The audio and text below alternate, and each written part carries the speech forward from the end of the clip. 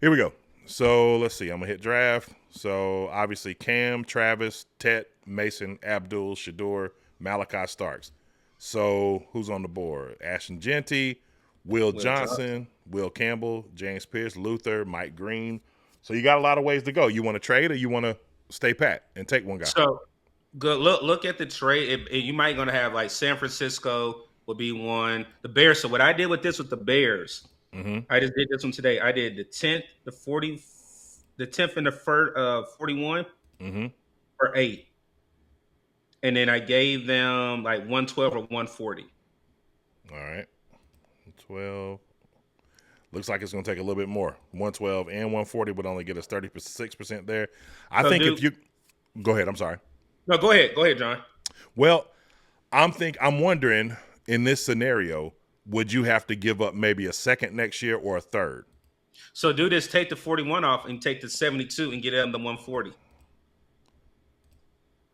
There you go. Take the 112 off. 112 off. Yeah, take Okay, yeah, 112 off. 85%. So we give them the 8, we get the 10 and the 72, they get the 8 and the 140. Yep.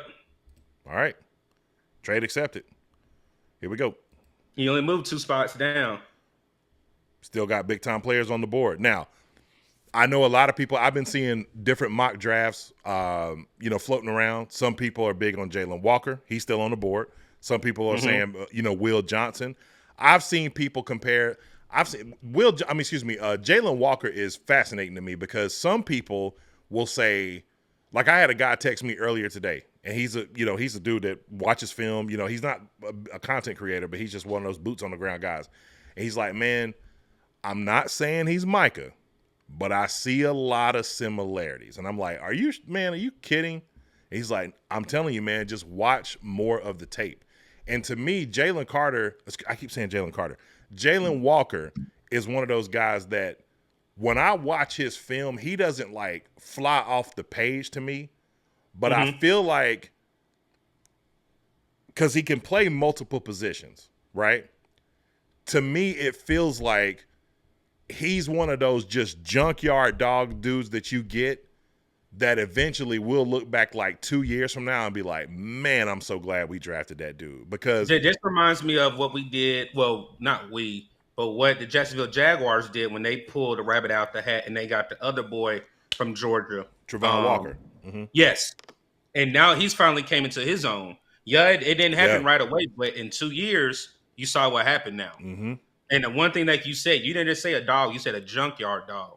And that's like a dog with multiple personalities, and I think that's what Dan Morgan wants. Yeah. And I feel like, because I look at him and I could see a couple of years from now, like, let's just say, because, like, here's a great example. And this is what I hope is going to happen as far as all these coaching changes are concerned. One thing I feel like Philly excels at more than anything else is personnel identification. They're great at the draft, yes. But also personnel identification, right? So here's the example. Zach Bond turns out to be the number 1 linebacker in the league this year, takes over that spot, which has pretty much been held by Fred Warner, guys like Dre Greenlaw, over the years, Roquan Smith. This year it was Zach. Well, last year he was a situational pass rusher in New Orleans. You know what I'm saying? Correct. So, recognizing like, hey, you might not be that good right here, but man, you are super talented over here. Let's try you out right there. And it's like he thrives in that. Let me give you this example. Yeah, go ahead. Look at Frankie Louisville when he went to Washington. Somebody asked me this exact question. That's right. And Don't Live earlier or this week. When you have a Bobby Wagner right beside Frankie Louisville when he plays in his natural position in the type of scheme you want, what happened?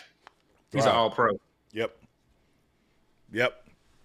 And I mean, truthfully, you know what frustrated me so bad about that, Doug? Man, we was so close, man. We was so close. If we keep things in tow, I'm a firm believer that when you're building a company, right, you establish core beliefs. And if you get a moment to see like, okay, something that we're doing here is working really well, let's make that a staple for our core beliefs. It's just one of many, but it's one of our core beliefs and we don't deviate from it. to me, I feel like a lot of the heartache of the Carolina Panthers would have started to dissipate if Steve Wilkes would have been given a real shot at being the head coach. Because what he was able to do with some of those guys that we had, Burns, Louvu, you know, I think wasn't Gilmore on the team at a point? You know what I'm saying? Or was Gilmore it the year? was on the team at a point, yes. Right. I think if you give him the opportunity to let all of this develop and the injuries to stop, man, we just had so many dudes on this roster, man. It's like we were close, but you can't. That's the reason why I don't blame coach. I blame Scott Fitterer. Yeah. I don't literally say his name, and I'm saying it now because it's old, but it was Scott Fitterer. Mm-hmm. That was the problem. Yeah, you can say coach, but Scott Fitterer was the issue.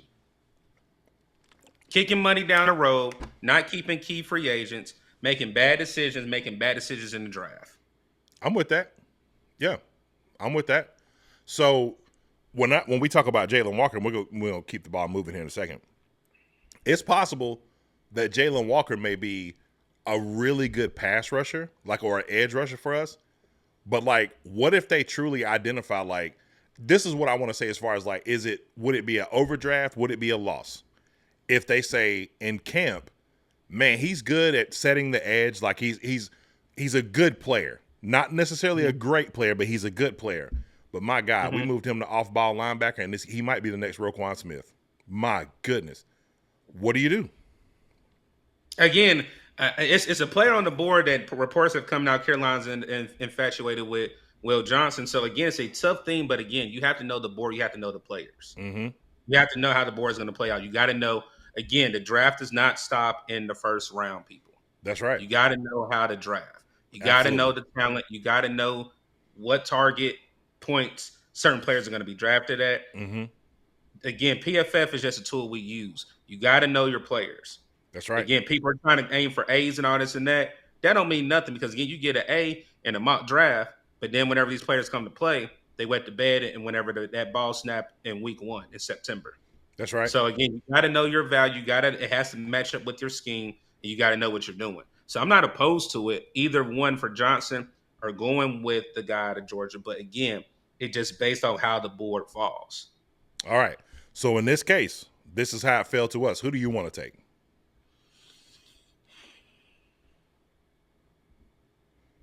I'm not opposed to taking Will Johnson, and it's a reason because I know names that are going to fall later down the road. Mm-hmm. I'm not either. I think this kid has all world potential. I think he could be Sauce Gardner-like good, right? There are many people who believe that he's a better true corner in this draft than even Travis Hunter.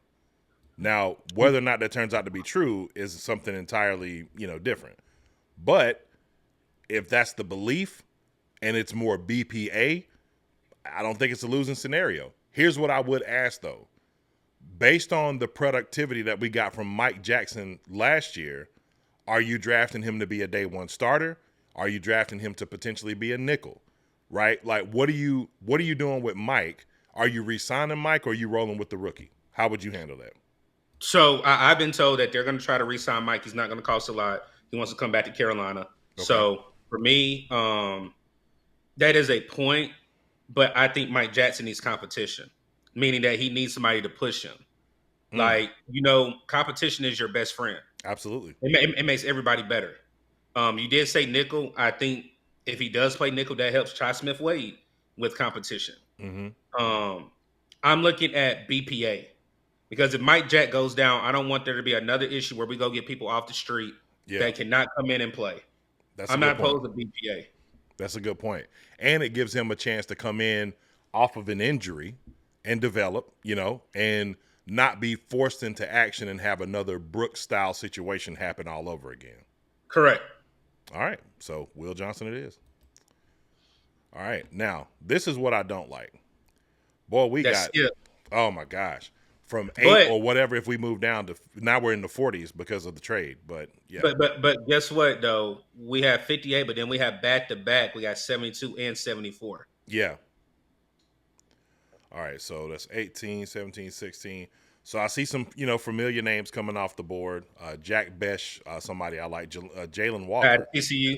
Yeah, falling all the way down here. Now, this is where it gets interesting Now, there's a player that I'm gonna come up with that I'll show you in a second, but I'm not gonna do it yet because we got back-to-back picks at 72 and 74. Actually, I am gonna do it because if I don't do it now, I feel like he might not be on the board. Based on PFF, there's a chance that he may be. Let me just take a look real quick. Who is it? An interior D lineman? Yep. Okay, he's here. All right. Jordan Phillips? Nope. Okay. So I asked Real Ball Watcher this, and I'm gonna ask you this too. Remember what I said, and this was before the Super Bowl, right? So Josh Sweat, Jalen Carter, Milton Williams, Brandon Graham. Now it's rotation time. So I just hit you in the mouth with Milton Williams. Mm-hmm. Now you got to deal with this. Darren Walker? Deone Walker. Have you seen this guy? I saw what he was able to do at the Senior Bowl. 6'6", 3'4". He is a absolute freak. Is he a guy that you're bringing in to be your day one nose tackle starter? No. But he's going to be a rotational. Yes, but he's one of those guys that when you start to rotate, you don't have a drop off. When Ashawn comes off the field, now you got to deal with him. You know what I'm saying? Like, and to me, that's a lot. Now, I know that people say, well, there's better players, there may be better options. My thing is, though, is like, yo, if I'm an offensive guard or a center and you rotate a guy that's been beating me to death in Ashawn Robinson, and now I got to go up against, yes, a 6'6", 340. And this is his, like, premature body, right? This isn't his filled out NFL training regimen frame. You see what age is. He's only 20. He'll be 21 when the season starts. Yes. In my head, would it be a bit of a reach right here? Possibly. But I'd be afraid of him not being on the board with those two back-to-back picks. Now, there are other players out there, but this is one of those ones where it's like, yo, if you're really trying to have trench warfare, it starts right here. Because I think that they're one of my biggest needs for them personally. I think the two needs, safety and nose tackle, right, for defense. I think they're going to try to I really believe this. I think even over somebody potentially like T. Higgins, who they could go out and get as an X receiver, I think Milton Williams is going to be who they target as their first, like, as their big money person they go out and try to sign. So I would say this again: do not be surprised how aggressive. Again, it was repeated to me several times. You saw how aggressive they were whenever we got two guards in the same day, and people were like, "Whoa!" Do not be surprised again if they double dip and be the same type of aggressive, or bring that aggressiveness on day one of free agency. Got you. All right, so I gave my spiel. Who would you like to take? This is your draft, bud. Go ahead and go to Deone. I already know he's there. All right. And I brought him up earlier. Let's see, let's go to edge. Who is it? He's right there. Jared Ivey. He's right there. I mean, if you want to pull the specs up, if people want to see him.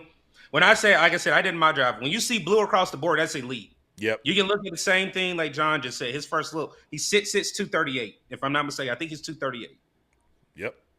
285. No, 285. 285. That's. Let me ask you a question. Does it, and I know this is probably the wrong question to ask because I don't know if he's transferred or where he played prior. Is there a bit of, do you have any pause at the fact that he is a senior? Was he off? Because he transferred. He did transfer in. Okay. Where did he come from? I can give you that real quick. Yeah, he transferred in. I know that for a fact.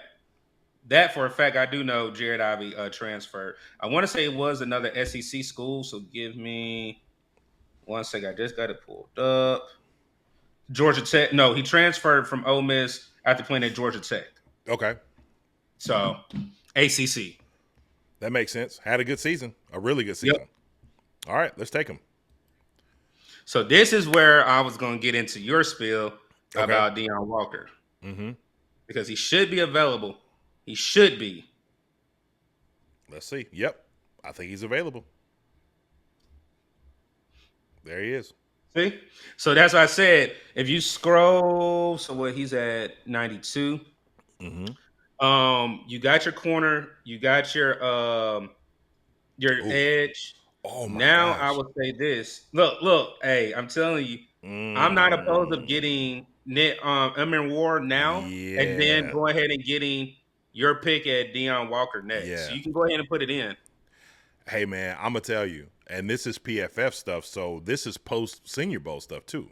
Now this isn't post combine or pro days, but PFF has been updated, and it's fascinating because depending on who you ask, your man in particular, Bucky Brooks, has him as the number one safety in this draft. Mm-hmm. Mm-hmm. Yeah, ball hawk, big time Because ball hawk. he likes him and his Xavier Watts. But Mm-hmm. Xavier Watts is going off the board very, very fast. Yes, so I'll be shocked if he's here.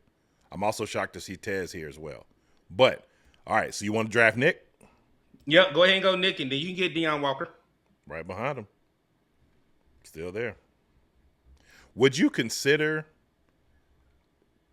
let's see, Quinshon Judkins? I understand we don't really have a humongous need for actually We do. We only got one running back on the team, but not yeah, right now. That's too high. that's Because too high. again, I need that defense to be addressed. Yeah. All right. So where's he at? Let's see. There he is. Deone Walker. Boom. All right. You know how PFF gonna trip. They're gonna be like you over the Yeah, one. that's the only thing I hate. Whenever they want you to choose somebody, Yeah. they'll say you give us a C or D and all that. Like again, I'm drafting off a need. Right.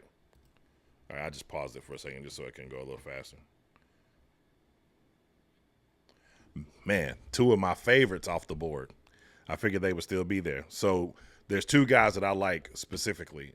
I love what I saw this year, and when I had an interview with Captain Munnerlin, and Captain told I a saw that story. one.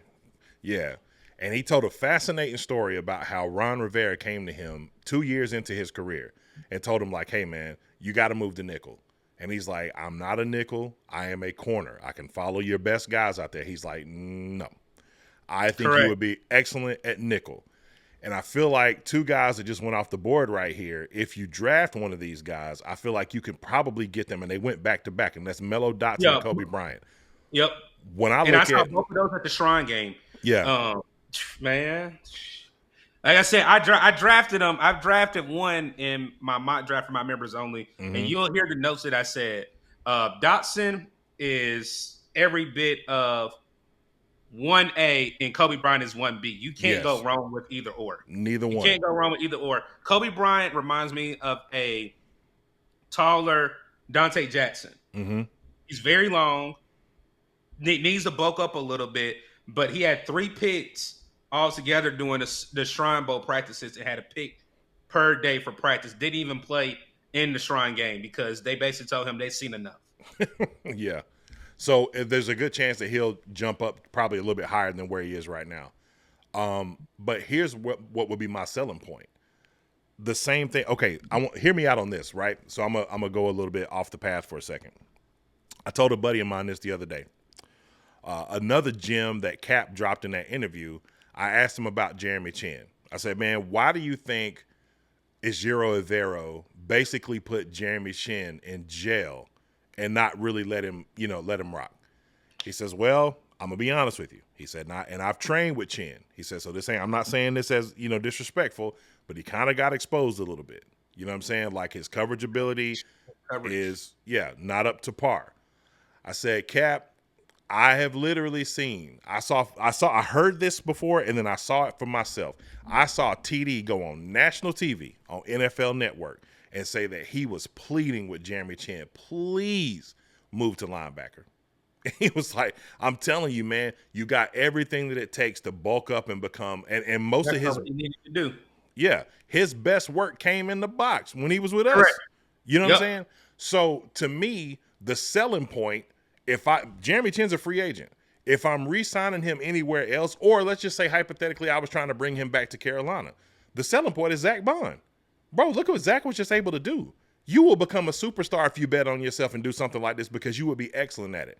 That would be my selling point to someone like Kobe Bryant or Melo Dotson. Hey, man, are you talented enough to be a number one corner? Absolutely. But who do you want to be? A backup on a roster behind J.C. Horn or Cooper DeJean? Because Cooper DeJean could have came into the league. That versatility and being able to play. And I think I didn't ask him, but a lot of players I was asking that I did defense or wide receiver, I was asking, can you play outside of your normal position? And Right. everybody's gonna say yes because they want that exposure. They don't know who you are as media. Right. But when it comes to time and it's behind that closed door, can you do it? You can Right. say you can do it, but then the film's gonna have to show it as well. And look, I know that part of the Cooper DeJean fanfare is because he's a white corner, right? But at the Yeah, same time, man, it's he can also ball. because he a dog, man. You know what I'm saying? He can And that's what ball. I'm saying. Can you imagine somebody as good as a Kobe or a Melo Dotson being like, you know what? Primarily, most, especially 3-4 defenses, most defenses, because of how pass happy the league is now, you're not gonna be like on the bench a lot. Most of the defensive set is gonna be a 4-2-5, right? So you're Mhm. gonna see a lot of time. You might not be out there on the island with Jay, but you're gonna see a lot of time, man.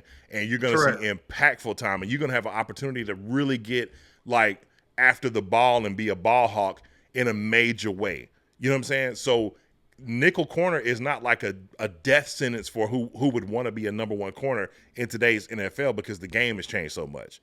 What do you say to Facts. that? No, I agree. Like I said again, with those two again, you have to have versatility. One thing, just look at the the corner we got in Chai Smith Wade. Mm-hmm. He can play outside. We asked him to play nickel. He Yeah, literally learned how to play nickel during the Senior Bowl, that's and right. that's the reason why we drafted him to be the future nickel and basically take over Troy Hill's position of being the future nickel at that position for the Carolina Panthers. So you have Right. to have versatility. So Ooh, I that see somebody there. yeah, that being said, Ooh. who you got? All right, so we got what? We got a corner, we got an Mm-hmm. edge. What else Mm-hmm. did we get? Interior D lineman and a safety. Mm-hmm. So right here at 109, I want you to look at a player that I was able to interview, Elijah Roberts. You can pull his profile up. I want you to see it. It's gonna blow your freaking Mm. Blues, blues, blues. Edge blues. setter, run defensive grade. That's what you need, man. So I'm not opposed because we have three picks right behind. You Mm-hmm. can go ahead and get Elijah Roberts here. But if you see somebody else that you're not opposed to, you can. I'm with it. All right, then look at can you add corner, linebacker, and tackle?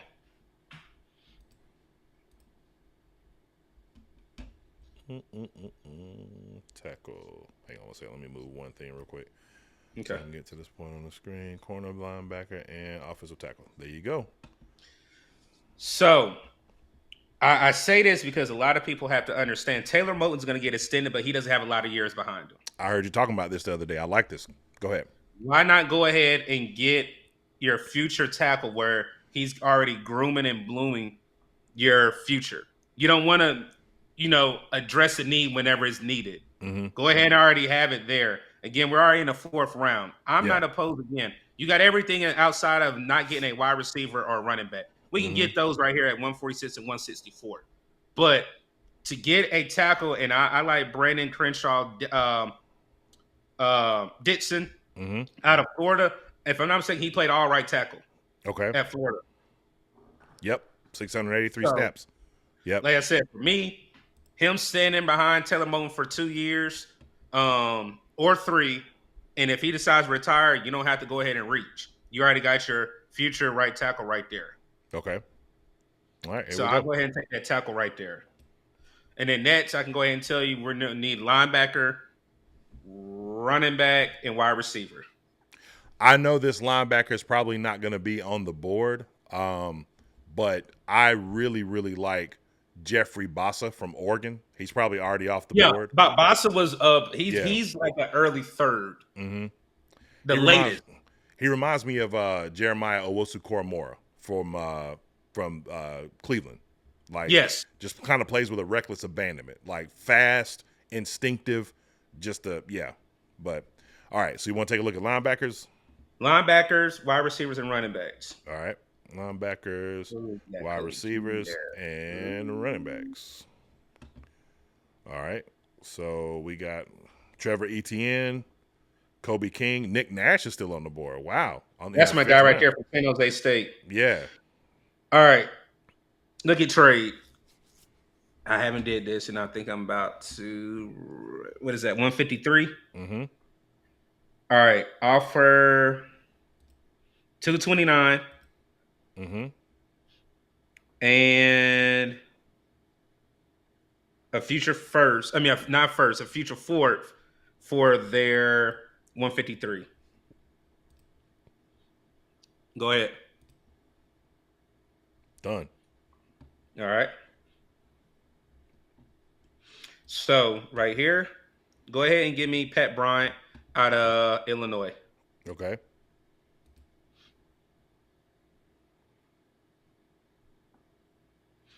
Wait, why was Atlanta forfeited? Did they lose a pick this year? You remember the whole thing with Kirk Cousins? Oh, okay. Gotcha. All right, go ahead and look at wide receiver and linebacker. Okay.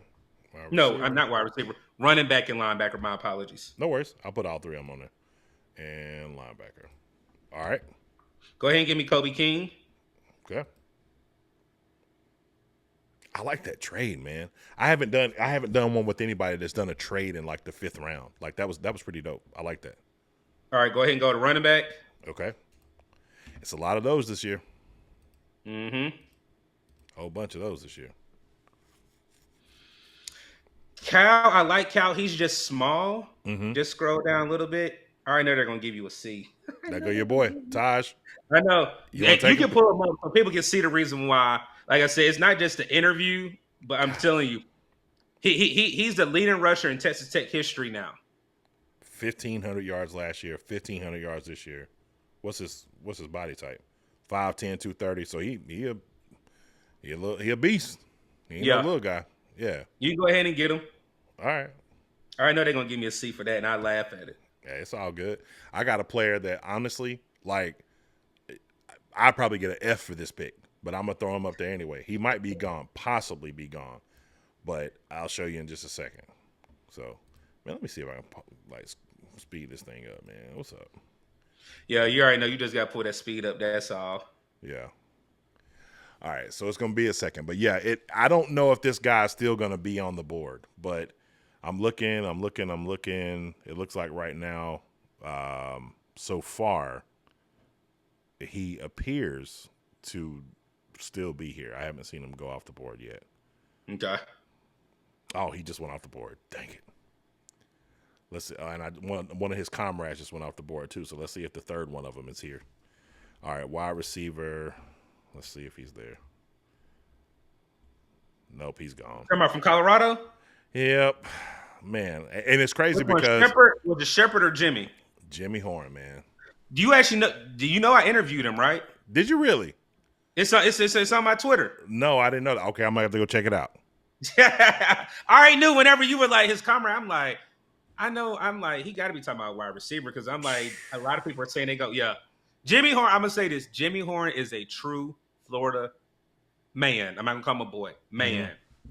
Shout out to Jimmy Horn again. He was my second interview. Mm-hmm. They tried to have us do an interview together, and we laughed in the hallway. He was like, "Man, you trying to interview me again?" I was like, "Nah, I already got everything I need, Jimmy." He was like, "All right, bet." He was like, "I'm about to come back over there and chop it up with you." Very humble young man. Again, his story with his dad, man. I literally told him, I said, I watched Prom on Amazon, and I said, I'm praying for your pops. I said, I'm not a little bit much older than you, but I said, I know he's proud of you. I said, you keep striving, you keep going, man. You keep doing what you're doing. He's a very humble young man. He actually earned his NFL combine based off of his season. I'm not going to take anything away from his season, but he dominated at the Shrine Game. He literally got invited to the combine, I think, the week after the Shrine Bowl. I saw it. Yeah, I saw it. I think he's one of those guys that, honestly, like, there's a chance that he'll fall. His story is so great. And really, as a player, his speed, like, it's just certain things that he does on the field that you just like, oh my gosh, like, it just jumps off the page. But more importantly, I feel like he is one of those guys like Justin Jefferson, right? Now, I'm not saying that he's Justin Jefferson at all, but here's what I am saying. Nobody knew what Justin Jefferson was going to be as far as this great, because who were the touchdown leaders? Jamar Chase and, oddly enough, Terrace Marshall Jr., right? Yep. So Justin Jefferson was good, but he didn't project to be what he became in the NFL. I feel like this guy is similar, because there was two guys that were on the team that got more targets than him, LaJohntay Murray and obviously Travis Hunter. So he just kind of got lost in the shuffle and was only made available to make certain plays out of the slot when his number was called. I'm not saying that he's going to come in and be an X or a Z receiver, maybe an F like Adam Thielen, but he's your primary like guy that you can bring in, break a game open, create space in the middle of the field, other opportunities for other guys. I really like this kid. Like you said, great interview. I'm going to go back and watch that. But, if he's there, I'm taking a flyer. Yeah, I like it. We already got our go to linebacker. All right. I hope Mondon Jr. out of Georgia is there. No, I'll say this. You scroll back up to the top. Mm-hmm. That linebacker, right? Oh, sorry. Wasn't it linebacker? I hope it was Indiana because I did read that pretty quick. Utah. Kareem Reed. Click on him real quick because I did so many mocks today. Like I said, this is another linebacker that I'm not opposed of. And one thing I'm looking at is his run defensive grade at an 82 almost. Again, we need people that are actually great in run defense and not missing tackles. And I'm not opposed to getting another linebacker that shows right here on tape that he stops the run and he doesn't miss a lot of tackles. I like that too, because now you're drafting based on traits that are specific needs for this team. Because I feel like another guy that showed himself, worthy last year was Jacoby Wyndham. And it was kind of in just, hey, we need a guy out there. First hip drop tackle they called all season on him, which was, crap. But the whole season, the first one the whole season came that late in the season. But man, he was everywhere. Like I love seeing that. So yeah, I'm with it, man. So I'm gonna take him, and yeah, that'll conclude the mock. So I'm gonna see what kind of grade they give us. Yeah, I already know they're gonna give. Look, I know 3 of them picks. They definitely gonna be like, y'all were bugging right there, man. Yeah, I already know it. But you know what? The thing is, here's what I would love to do more than anything else. You're not drafting guys that you feel like are potential guys based on like certain metrics. You're drafting guys based on certain production that they've given, right? So like, let me give you an example of some guys that I would say would be more metric guys. I feel like no shot to him. I feel like what's my man's name from West Virginia? From Virginia Tech that we drafted. Amari Barno. That would be a guy that you're drafting like because he has potential upside. Not necessarily just didn't work out because of injuries. Right. And so I feel like with these picks, it feels to me like you're drafting guys based on what they do specifically at their position that they've shown that they can be really good at. Be 1 of 11. Do your job. Exactly. So, yeah, the Taj one, they killed us on that one. Honestly, if the Taj one was the one that we probably would have got an A-. But I'm with you. Like, remember when Puka Nacua got drafted, bro? And Puka was everybody thought it was a horrible pick. Yes. And it was like, what was it, a 5th round, right? Yep. Go back and look at, like, there were different charts that started coming out, like, later in the year. People trying to figure out, man, where did this guy come from? Go look at the charts. Look at the production. If you see your man Taj done rush for 1,500 yards 2 years in a row, it don't matter where you play football. And no injuries. No big injuries. Yeah. It's like, if you can play ball, you can play ball. Like, it's pretty simple, right? So, like, Puka Nacua, you could see, like, targets, contested catches percentages. He was up there with the best that got drafted that year that he came out. He was in, like, you look at those graphs, he was right up there with all those other guys. And so it's like, it ain't that hard, man. If he putting that on film, it's a real thing. So, yeah. But salute to our mock draft, man. We did what we had to do. You know what I'm saying? We was a little armchair GM in it today.